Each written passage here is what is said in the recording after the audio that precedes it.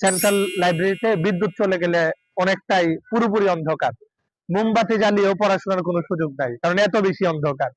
ইব্রাহিম চট্টগ্রাম বিশ্ববিদ্যালয় ছাত্র সংসদ কর্তৃক শিক্ষার্থীদের যে দাবি ছিল বিশ্ববিদ্যালয় লাইব্রেরিতে বই নিয়ে প্রবেশের, সেই দাবির প্রেক্ষিতে চট্টগ্রাম বিশ্ববিদ্যালয় কেন্দ্রীয় ছাত্র সংসদ দীর্ঘদিন যাবৎ এটা নিয়ে কাজ করে গিয়েছে। বিভিন্ন প্রসেসিং সিস্টেম অতিক্রম করে সর্বশেষ আজকে আমরা চট্টগ্রাম বিশ্ববিদ্যালয় কেন্দ্রীয় লাইব্রেরিতে বই নিয়ে প্রবেশ করার সুযোগ পেয়েছি। এতে চট্টগ্রাম বিশ্ববিদ্যালয়ের ২৮,০০০ যে শিক্ষার্থী, তাদের যে ন্যায্য অধিকার সেটা ফিরে পেয়েছে বলে আমরা আশা করছি। আল্লাহ তাআলার কাছে শুকরিয়া আদায় করছি, চট্টগ্রাম বিশ্ববিদ্যালয়ে যে আমাদের যে ইশতেহার ছিল চট্টগ্রাম বিশ্ববিদ্যালয় কেন্দ্রীয় লাইব্রেরিতে বই নিয়ে প্রবেশের যে অনুমতি, সেটা আমরা আদায় করতে পেরেছি। এজন্য মহান আল্লাহ তাআলার দরবারে লাখো কোটি শুকরিয়া আদায় করছি, আলহামদুলিল্লাহ। চট্টগ্রাম বিশ্ববিদ্যালয়ের শিক্ষার্থীদের যে ন্যায্য দাবি, সেই প্রত্যেকটা দাবি আমরা ইনশাআল্লাহ আদায় করব।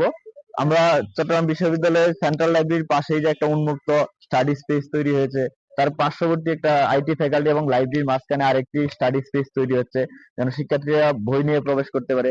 পাশাপাশি আমাদের কলা ফ্যাকাল্টির যে একটা সেকশনে আমরা বই নিয়ে প্রবেশের যে অনুমতি মিললো, আজকে আমরা সেটা আনুষ্ঠানিক উদ্বোধন হয়েছে। শিক্ষার্থীদের যে প্রত্যেকটা চাওয়া, সেই চাওয়াই হচ্ছে কি আমাদের দাবি। সেই দাবির প্রেক্ষিতে আমরা কাজ করে যাচ্ছি এবং শিক্ষার্থীদের প্রত্যেকটা অধিকার আদায়ে চট্টগ্রাম বিশ্ববিদ্যালয় কেন্দ্রীয় ছাত্র সংসদ দৃঢ় প্রতিজ্ঞাবদ্ধ তাদের দাবিগুলো আদায়ের জন্য। এই পর্যায়ে আমি কথা বলার জন্য আহ্বান জানাচ্ছি চট্টগ্রাম বিশ্ববিদ্যালয় কেন্দ্রীয় ছাত্র সংসদের সম্মানিত জিএস সাইদ বিন হাবিব ভাইকে। আলহামদুলিল্লাহ, আজকে আমাদের লাইব্রেরিতে বই নিয়ে প্রবেশের আনুষ্ঠানিক উদ্বোধন আমরা করেছি। এর পূর্বে আমাদের আরেকটা উন্মুক্ত স্পেস তৈরি হয়েছে পড়াশোনার জন্য, এটা বাইরে থাকবে। এর বাইরে হচ্ছে যে আইটি ফ্যাকাল্টি এবং হচ্ছে সেন্ট্রাল লাইব্রেরির মাঝখানের যে জায়গাটা ছিল ফাঁকা, এই জায়গাতেও উন্মুক্ত ভাবে শিক্ষার্থীরা যেন বই নিয়ে প্রবেশ করতে পারে, পড়াশোনা করতে পারে, এই জন্য আরেকটা একটু সাজিয়ে গুছিয়ে আরেকটা স্পেস তৈরি করা হচ্ছে। তো এটা আমাদের ইশতেহারের অংশ ছিল যে লাইব্রেরিতে যে দীর্ঘ বছর যাবৎ শিক্ষার্থীরা বই নিয়ে প্রবেশ করতে পারতো না। তো অনেক ক্ষেত্রে ভাই বোনেরা দেখা গেছে যে ওনাদের বিসিএস অথবা চাকরি কেন্দ্রিক পড়াশোনার যেই স্পেসটুকু দরকার ছিল, এটা ছিল না। কেবলমাত্র লাইব্রেরির ভিতরের যে বই, একাডেমিক বইগুলা, সেগুলোই পড়তে পারতো বই নিয়ে। তো এই সুযোগটা এখন তৈরি হয়েছে। আমরা এটা যেহেতু নিচতলায় কলা অনুষদের স্পেসটাকে আমরা ব্যবহার করছি, আর এর বাইরে তো ডান দিকে বাম দিকে দুইটা জায়গা তৈরি হলো। তো আমরা ইশতেহারের একটা ধাপ পূরণ হলো, এই জন্য আল্লাহর শুকরিয়া আদায় করছি, আলহামদুলিল্লাহ।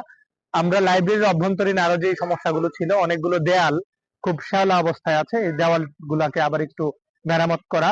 এরপর হচ্ছে পর্যাপ্ত লাইটিং এর ব্যবস্থা নাই, ভিতরে একদম অন্ধকার, পর্যাপ্ত লাইটিং এর ব্যবস্থা করা।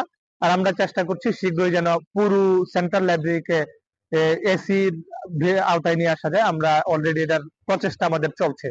এর বাইরে হচ্ছে যে আমরা শিক্ষার্থীদের থেকে আমরা বইয়ের চাহিদা আমরা নিচ্ছি, প্রত্যেকটা ডিপার্টমেন্টে অলরেডি গিয়েছে যে আর কি কি বই দরকার শিক্ষার্থীদের, যেগুলো লাইব্রেরিতে পাওয়া যাচ্ছে না এখন পর্যন্ত।